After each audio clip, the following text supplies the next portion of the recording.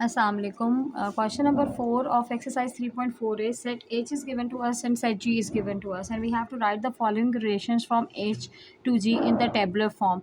इस क्वेश्चन के different parts given है, कंडीशन दी हुई है जिस कंडीशन के अकॉर्डिंग हमने बाइनरी रिलेशंस जो है वो सॉर्ट आउट करने हैं, और वो किस में से बाइनरी रिलेशन सेलेक्ट करने हैं, हमने H to G से, मतलब हमने H और G को मल्टीप्लाई करना है। तो पहले हम H और G को मल्टीप्लाई कर लेते हैं और उसके बाद जो कंडीशंस दी हुई है उसके अकॉर्डिंग हम बाइनरी रिलेशंस पिक कर लेंगे।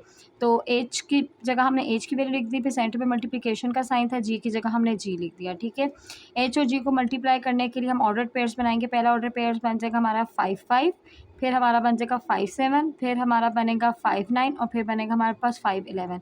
फिर इसी तरह हमारे पास नेक्स्ट बनेगा 6 5 6 7 6 9 6 11।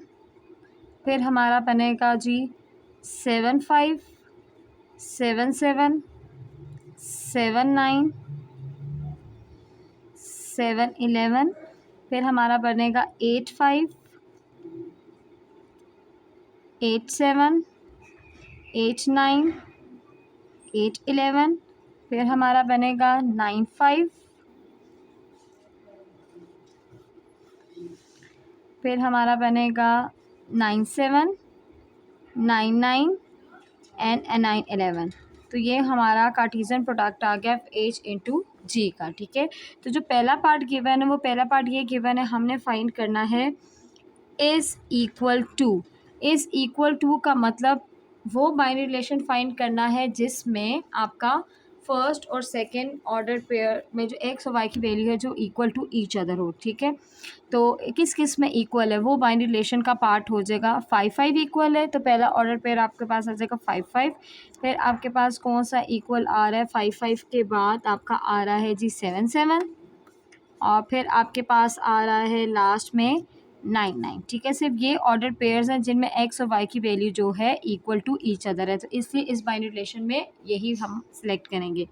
जो सेकंड है इज़ लेस देन का मतलब x is less than y, x छोटा होगा और y क्या होगा आपका बड़ा होगा। तो हमने इस कार्टेशियन प्रोडक्ट में से वो ऑर्डर पेयर सेलेक्ट करने हैं जिसमें x की वैल्यू छोटी और y की वैल्यू बड़ी हो।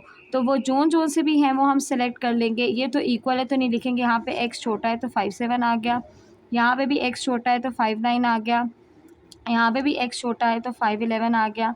अब यहाँ पे x बड़ा हो गया, ये नहीं लिखेंगे, यहाँ पे आपका x छोटा है 6 7, यहाँ पे भी आपका x छोटा है 6 9, फिर आपका x छोटा है 6 11, उसके बाद 7 बड़ा हो गया, फिर 7 7 इक्वल हो गया। अब यहाँ पे फिर 7 छोटा हो गया तो 7 9, फिर आपके पास है 7 11, फिर आपके पास 8x बड़ा हो गया, ये नहीं लिखेंगे, इधर भी 8 बड़ा है तो ये नहीं लिखेंगे, यहाँ पे अब 8 छोटा हो गया 9 से तो हम ये लिखेंगे 8 9। फिर आपके पास 8 11, फिर अगेन 9 5 जो है वो 9 बड़ा हो गया x, तो हमें वो वैल्यू चाहिए जिसमें x छोटा हो।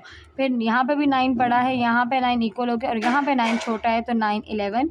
ये आपका लास्ट ऑर्डर पेयर हो गया। तो ये वो वैल्यूज़ हैं जिसमें x जो है स्मॉलर है और y जो है बड़ा है, और ये बाइनरी रिलेशन बन गया। क्यों ये हमारा बना, क्योंकि कंडीशन गिवन थी। इसी तरह जो थर्ड पार्ट हमें गिवन है, थर्ड पार्ट में कहा गया इज़ ग्रेटर देन का मतलब हुआ कि x is greater than y। अब हमने वो ऑर्डर पेयर्स इस रिलेशन में लिखने हैं जिसमें हमारा जो x बड़ा हो और y छोटा हो। यहाँ पे तो इक्वल है, यहाँ पे x छोटा है, यहाँ पे भी x छोटा है, यहाँ पे भी x छोटा है, यहाँ पे x बड़ा है, तो पहला ऑर्डर पेयर हो जाएगा 6 5 का। ठीक है, फिर ये आपका x छोटा है, ये भी x छोटा है, ये भी x छोटा है, ये x बड़ा हो गया तो आपका नेक्स्ट ऑर्डर पेयर बन गया 7 5 का। फिर ये x इक्वल हो गया, ये x छोटा हो गया, ये भी x छोटा हो गया, अब ये x बड़ा है तो 8 5 हो गया। ठीक है, उसके बाद ये भी x बड़ा है तो 8 7 आ गया हमारे पास। फिर उसके बाद ये x छोटा हो गया, ये भी x छोटा हो गया, ये x बड़ा हो गया तो हम ये सिलेक्ट करेंगे 9 5। अब यहाँ पे भी x बड़ा है तो 9 7, और ये x बराबर हो गया और ये x छोटा हो गया। तो थर्ड वाले में जो हमारे पास ऑर्डर पेयर्स आए हैं जिनमें x ग्रेटर है और y छोटा है वो ये फॉलोइंग है। ठीक है, अब जो हमारा फोर्थ पार्ट है ना, फोर्थ पार्ट में हमें कहा गया है इज़ वन लेस देन का मतलब कि जो x है वो y से एक नंबर छोटा हो। तो x y से एक नंबर छोटा किन किन वैल्यूज़ में हमारे पास आ रहा है? एक तो 6 7 हमारा ऑर्डर पेयर आ रहा है, क्योंकि 6 7 x जो है वो y से एक नंबर छोटा है। और एक हमारा और आ रहा है, दैट इज़ 8 9 के 8 जो है वो 9 से एक नंबर छोटा है। इसके अलावा आप इस कार्टेशियन प्रोडक्ट में से कोई भी और वैल्यू पिक कर लो, तो वो इस तरह की आपके पास कोई भी वैल्यू नहीं आएगी, ठीक है। इसी तरह जो फिफ्थ पार्ट है इसका, उसमें लिखा हुआ है इज़ 1 ग्रेटर देन। इस 1 ग्रेटर देन का मतलब है कि जो x की वैल्यू है वो y से एक नंबर बड़ी है। तो अगेन कार्टेशियन प्रोडक्ट में से हम वो वैल्यूज़ ऑर्डर पेयर्स पिक करेंगे जिसमें x की वैल्यू जो है वो 1 नंबर y से बड़ी होगी, और वो ऑर्डर पेयर्स हमारे पास जो पिक होंगे वो होगा एक 6 5 और एक हो रहा है 8 7। इसके अलावा आप किसी भी order pair, six part of this question is two less than. Is two less than का मतलब वो ऑर्डर पेयर जिसमें x जो है वो y से 2 नंबर्स लेस हो। तो हम उस सारे कार्टेशियन प्रोडक्ट में से जब ऑर्डर पेयर्स को कंपेयर करेंगे तो हमारे पास 3 ऑर्डर पेयर्स आएंगे, जिनमें 5 7 7 9 और 9 11 है। अगर आप कंपेयर करो, यहाँ पे x की वैल्यू 5 है और y की वैल्यू 7 है, तो x 5 y से 2 नंबर छोटा है। इसी तरह यहाँ पे x की वैल्यू 7 है, 9 की वैल्यू 9 है, तो x जो है वो y से 2 नंबर छोटा है। इसी तरह 9 और 11 है, 9 जो है वो 11 से 2 नंबर छोटा है। तो it means only these 3 order pairs comes in this binary relation, क्योंकि कंडीशन थी that is 2 less than, it means x should be 2 less than y।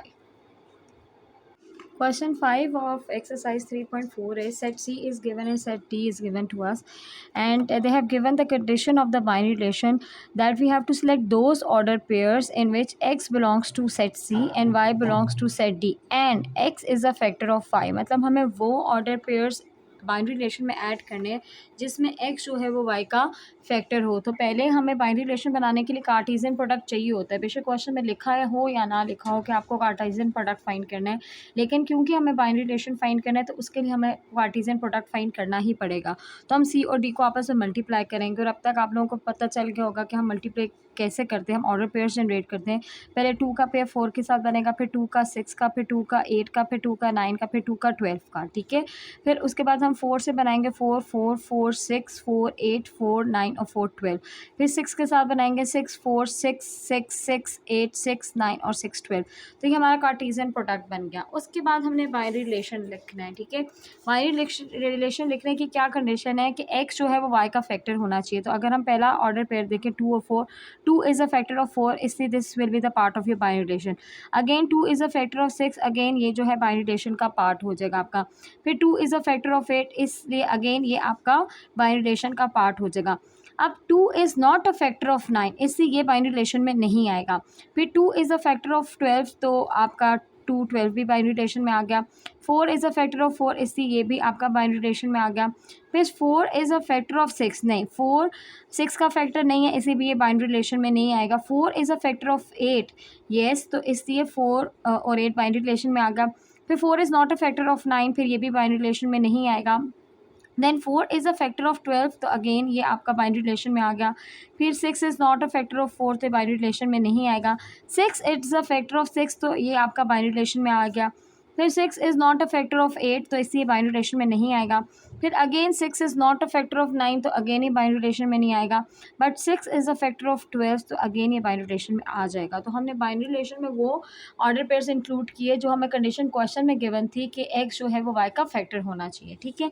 ये हमारा फर्स्ट पार्ट था। अब इस क्वेश्चन का सेकंड पार्ट भी है जिसमें हमें डोमेन और रेंज फाइंड करनी है बाइनरी रिलेशन की। Find domain and range of R, ठीक है। तो डोमेन मैंने आप लोगों को पहले भी बताया था, domain are the first values of the order pair and range are the second values of order pair.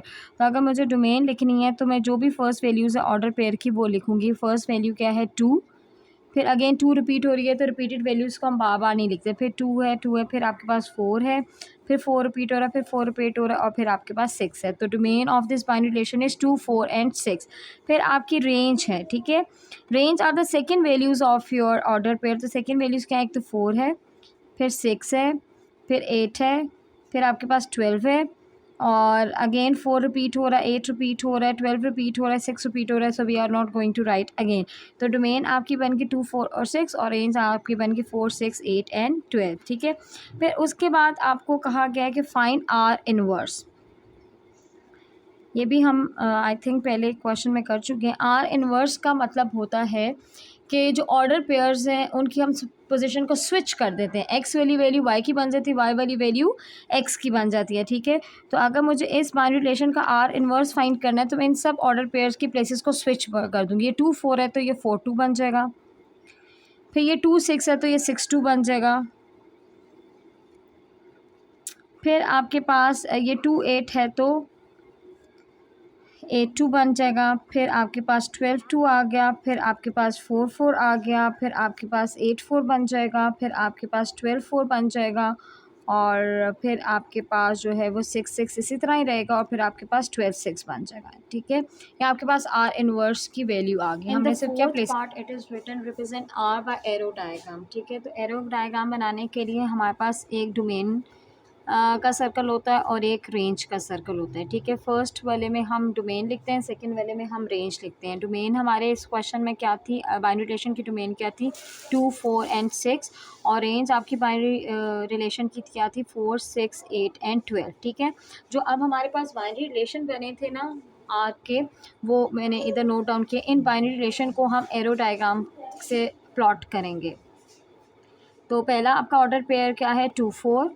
फिर आपका ऑर्डर पेयर क्या है, 2, 6. फिर आपका ऑर्डर पेयर क्या है, 2, 8. फिर आपका ऑर्डर पेयर क्या है, 2, 12. ठीक है. इसी तरह नेक्स्ट को मैं डिफरेंट कलर से रिप्रेजेंट करती हूँ ताकि आपको डिफ्रेंशिएट करना आसान हो जाए. फिर आपका ऑर्डर पेयर क्या है, 4, 4. फिर आपका ऑर्डर पेयर है 4, 8. और फिर आपका ऑर्डर पेयर क्या है, 4, 12. ठीक है. फिर नेक्स्ट आपका ऑर्डर पेयर है 6, 6. फिर आपका ऑर्डर पेयर है 6, 12. So this is the arrow diagram of R.